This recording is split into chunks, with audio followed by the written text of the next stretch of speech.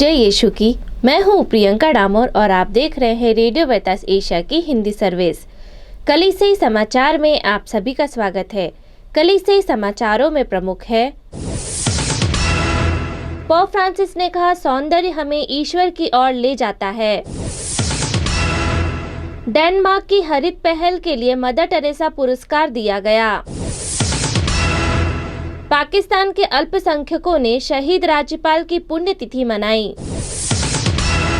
College पर फिर से नियंत्रण हासिल करने पर खुशी मना रहे हैं पाकिस्तानी ईसाई। एशियाई छात्रों के लिए अमेरिकी संस्कृति पर एक नया पाठक लॉन्च किया गया। आंध्र प्रदेश में मुस्लिम महिलाओं को ऑनलाइन निशाना बनाने की निंदा। भारत के उपराष्ट्रपति द्वारा अभद्र भाषा के बिना धर्म का अभ्यास करने की अपील। सेलेशियन नोविस के पूर्व निदेशक फादर मोंडोल का निधन। उड़ीसा के कंधमाल में सड़क दुर्घटना में 2 कार्मेलाइट सेमिनेरियंस की मौत। हरियाणा के ईसाइयों ने चर्च हमले की निष्पक्ष जांच की मांग की। अब जानते हैं समाचार विस्तार से। पोप फ्रांसिस ने कहा सौंदर्य हमें ईश्वर की ओर ले जाता है। आम दर्शन समारोह के अंत में एक प्राचीन इतावली रोनी रोलर सर्कस के कलाकारों ने प्रदर्शन किया। पोप फ्रांसिस ने मुस्कुराते हुए शो के आकर्षण के पीछे निहित कठिन प्रशिक्षण और सभी कलाकारों की सराहना की। बुधवार आम दर्शन समारोह के अंत में रोनी रोलर सर्कस के कलाकारों के एक समूह ने संत पिता पॉल VI सभागृह में संत पिता फ्रांसिस के सामने अपनी कला का प्रदर्शन किया। पोप फ्रांसिस ने तालियां बजाते और मुस्कुराते हुए प्रदर्शन करने वाले सर्कस के लड़कों और लड़कियों को धन्यवाद दिया। पोप फ्रांसिस ने कहा यह एक ऐसा प्रदर्शन है जो हमें सुंदरता के संपर्क में रखता है। सुंदरता हमेशा हमें आकर्षित करती है। सुंदरता हमें और आगे ले जाती है। सुंदरता प्रभु के पास जाने का एक मार्ग है। डेनमार्क की हरित पहल के लिए मदर टेरेसा पुरस्कार दिया गया। डेनमार्क और उसके प्रधानमंत्री मेटे फ्रेडरिक्सन को वर्ष 2021 के लिए सामाजिक न्याय के लिए मदर टेरेसा मेमोरियल अवार्ड से सम्मानित किया गया है। भारत के हरमानी फाउंडेशन, जिसने 2005 में सेंट मदर टेरेसा की स्मृति में पुरस्कार की स्थापना की, ने कहा कि उसने डेनमार्क को दुनिया के उन राष्ट्रों में से एक के रूप में स्वीकार किया है जो प्रकृति के साथ सद्भाव में रहते हैं, जबकि फ्रेडरिक्सन के सतत विकास का मार्ग असाधारण नेतृत्व को अग्रणी के रूप में मान्यता देते हैं। हरमानी फाउंडेशन के संस्थापक अब्राहम मथाई ने 4 जनवरी को बताया, हाँ, प्रधानमंत्री फ्रेडरिक्सन को उसके नेतृत्व में हरित ऊर्जा को बढ़ावा देने और पर्यावरण को बचाने के लिए इसी तरह के अन्य उपायों के लिए उनके देश के समग्र प्रदर्शन के लिए चुना है। पाकिस्तान के अल्पसंख्यकों ने शहीद राज्यपाल की पुण्यतिथि मनाई। पाकिस्तान के ईश निंदा कानून की आलोचना करने वाले पंजाब के पूर्व गवर्नर सलमान तासीर की हत्या के 1 दशक के बाद धार्मिक अल्पसंख्यकों के कार्यकर्ताओं ने धार्मिक असहिष्णुता बढ़ने की आशंका जताई। रावदरी तहरीक के अध्यक्ष सैमसन सलामत ने 2015 की तस्वीर को साझा करते हुए एक फेसबुक पोस्ट में कहा, लाल सलाम शहीद सलमान तासीर की आसिया बीवी का बचाव करने के लिए 4 जनवरी 2011 को हत्या कर दी गई थी। कैथलिक महिला को बाद में मौत की सजा पर 8 साल बिताने के बाद ईश निंदा से बरी कर दिया गया था। पाकिस्तान पीपुल्स पार्टी के अध्यक्ष बिलावल भुट्टो जरदारी ने पार्टी की वेबसाइट पर एक बयान जारी किया। जरदारी ने कहा, पार्टी नेता ने देश में अल्पसंख्यकों से सहिष्णुता और अधिकारों को बढ़ावा देने के लिए अपने जीवन का बलिदान दिया था। शहीद सलमान तासीर का राजनीतिक संघर्ष अतुलनीय है। तासीर की शहादत का दिन हमें याद दिलाता है कि हमें पाकिस्तान को चरमपंथ और आतंकवाद की आग से बचाना है। हमें कानून के दुरुपयोग को रोकना होगा। एक ईसाई सलामत के मुताबिक हालात बद से बदतर होते जा रहे हैं। कॉलेज पर फिर से नियंत्रण हासिल करने पर खुशी मना रहे हैं पाकिस्तानी ईसाई। खैबर पख्तूनख्वा प्रांत के सबसे पुराने मिशनरी शिक्षा संस्थान पर पाकिस्तान के चर्च द्वारा फिर से नियंत्रण हासिल करने पर देश भर के ईसाई खुशी से झूम उठे। धार्मिक मामलों के मंत्रालय और इंटरफेथ हार्मनी के संसदीय सचिव सुनीला रूथ ने कहा, हम भगवान की स्तुति और धन्यवाद करते हैं कि एडवर्ड कॉलेज का मामला सुलझ गया। मैं ईमानदारी से अपने प्रिय प्रधानमंत्री को धन्यवाद देना चाहता हूं, जो हमेशा अल्पसंख्यकों और ईसाई समुदाय के साथ खड़े रहते हैं। एशियाई छात्रों के लिए अमेरिकी संस्कृति पर एक नया पाठक लॉन्च किया गया।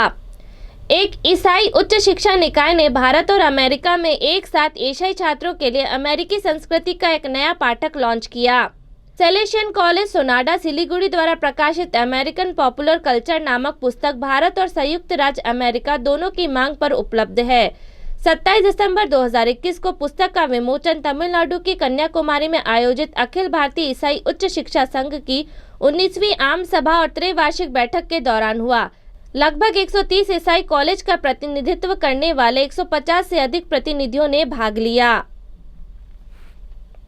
भारत के उपराष्ट्रपति द्वारा अभद्र भाषा के बिना धर्म का अभ्यास करने की अपील। भारत के उपराष्ट्रपति एम वेंकैया नायडू ने आध्यात्मिक, शैक्षिक, सामाजिक और सांस्कृतिक सुधार के माध्यम से सद्भाव, सहिष्णुता और सामाजिक उत्थान में योगदान देने के लिए देश के कैथोलिक संत कुरियाकोस एलियास चावरा को श्रद्धांजलि अर्पित की। भारत के उपराष्ट्रपति ने सोमवार को अन्य धर्मों के खिलाफ अभद्र भाषा की निंदा करते हुए कहा कि यह समाज में विभाजन पैदा करता है। उन्होंने जोर देकर कहा कि प्रत्येक व्यक्ति को देश में अपने विश्वास का अभ्यास करने का अधिकार है।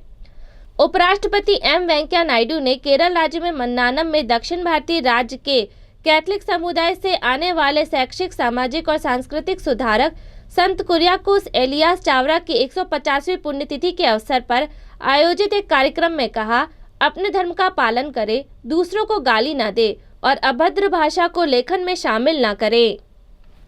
आंध्र प्रदेश में मुस्लिम महिलाओं को ऑनलाइन निशाना बनाने की निंदा। आंध्र प्रदेश और तेलंगाना के तेलुगु राज्य में काम करने वाले मानव अधिकार मंच ने उन मुस्लिम महिलाओं के साथ एकजुटता व्यक्त की जिन्हें हाल ही में एक नकली ऑनलाइन नीलामी साइट बुलीबाई में लक्षित किया गया है और उच्चतम बोली लगाने वाले के लिए बिक्री के लिए रखा गया है। मंच से एक प्रेस विज्ञप्ति में कहा गया है, 100 से अधिक मुस्लिम महिलाओं, जिनमें ज्यादातर कार्यकर्ता, पत्रकार और वकील है, को सबसे विद्रोही तरीके से निशाना बनाया गया है। लक्षित लोगों में तेलंगाना की राजधानी हैदराबाद के एक कार्यकर्ता और पत्रकार है। यह मुख्य मुस्लिम महिलाओं के दक्षिणपंथी ट्रोल द्वारा पीछा किया जाता है जो उनके लिंग और धर्म पर केंद्रित होते हैं। उन्हें चुप कराने के लिए मंच पर शोक व्यक्त करता है। ऐप को गिटहब प्लेटफॉर्म पर होस्ट किया गया था और सोशल मीडिया पर नाराजगी के बाद उनके द्वारा इसे हटा लिया गया। सेलेशियन नोविस के पूर्व निदेशक फादर मोंडोल का निधन। कलकत्ता सेलेशियन प्रांत के सदस्यों ने नोविस के पूर्व निदेशक फादर सैमुअल सुदर्शन मोंडोल के निधन पर शोक व्यक्त किया है। सेलेशियन पुरोहित का 28 दिसंबर 2021 को 8:45 बजे कोलकाता में निधन हो गया। वह 49 वर्ष के थे। प्रांतीय कार्यालय से एक बयान में कहा गया कि फादर मोंडोल हाल ही में गुर्दे से संबंधित बीमारियों के लिए 2 महीने से इम्यूनोथेरेपी से गुजर रहे थे। हृदय गति रुकने से उनकी मृत्यु हो गई। अंतिम संस्कार 30 दिसंबर 2021 को सुबह 10 बजे कोविड-19 दिशा निर्देश के अनुसार बंदेल बेसिलिका में हुआ। उनके एक बैचमेट फादर सुशील लकड़ा ने लिखा, वास्तव में हम आपको याद करेंगे प्रिय फादर सैमुअल, आप इतने अच्छे, सौम्य और प्यार करने वाले व्यक्ति थे। नेपाल के फादर जॉर्ज ने लिखा, उन्होंने नम्रता और दया की कला में महारत हासिल की थी। उड़ीसा के कंधमाल में सड़क दुर्घटना में 2 कार्मेलाइट सेमिनेरियन की मौत। उड़ीसा में 4 जनवरी को the order of the Discalced Carmelite and the church ने पूर्वी भारतीय राज्य में एक सड़क दुर्घटना में 2 सेमिनेरियंस की मौत पर शोक व्यक्त किया। ब्रदर मासिन दिगल और ल्यूदास पिरछा 7 अन्य लोगों के साथ कंधमाल जिले के एक मंदिर में जा रहे थे जब दुर्घटना हुई। उनकी बलेरो जीप कंधमाल जिले के सोरदा क्षेत्र में दंतालिंग के पास कराड़ा घाटी के एक पहाड़ी सड़क से फिसलकर 70 फीट की खाई में गिर गई। ब्रदर दिगल की मौके पर ही मौत हो गई और ब्रदर पिरछा ने अस्पताल ले जाते समय दम तोड़ दिया। एक अन्य व्यक्ति जिनका नाम का उल्लेख नहीं है की भी दुर्घटना में मृत्यु हो गई। अन्य 6 गंभीर रूप से घायल हो गए हैं और उन्हें कंधमाल जिले के रायकिया के एक अस्पताल में भर्ती कराया गया है। कटक भुवनेश्वर महाधर्म प्रांत के कुलपति फादर प्रदोष चंद्र नायक सेमिनेरियन का अंतिम संस्कार करेंगे। उन्होंने कहा, गहरे दुख के साथ मैं दोनों सेमिनेरियंस के परिवारों को, प्रियजन, प्रांतीय और दिल्ली के कर्मचारियों के प्रति अपनी संवेदना व्यक्त करता हूँ। कंधमाल में रहने वाले दोनों सेमिनेरियंस 28 दिसंबर को छुट्टी मनाने घर गए थे। प्रेस नोट में कहा गया कि वे 3 साल बाद कोरोना वायरस महामारी और लॉकडाउन के कारण घर जा रहे थे। हरियाणा के ईसाइयों ने चर्च हमले की निष्पक्ष जांच की मांग की। देश में ईसाई नेताओं ने उत्तरी राज्य हरियाणा के अंबाला में ब्रिटिश काल के कैथोलिक चर्च में ईसा मसीह की 1 शताब्दी पुरानी प्रतिमा को नष्ट करने की निष्पक्ष जांच की मांग की है।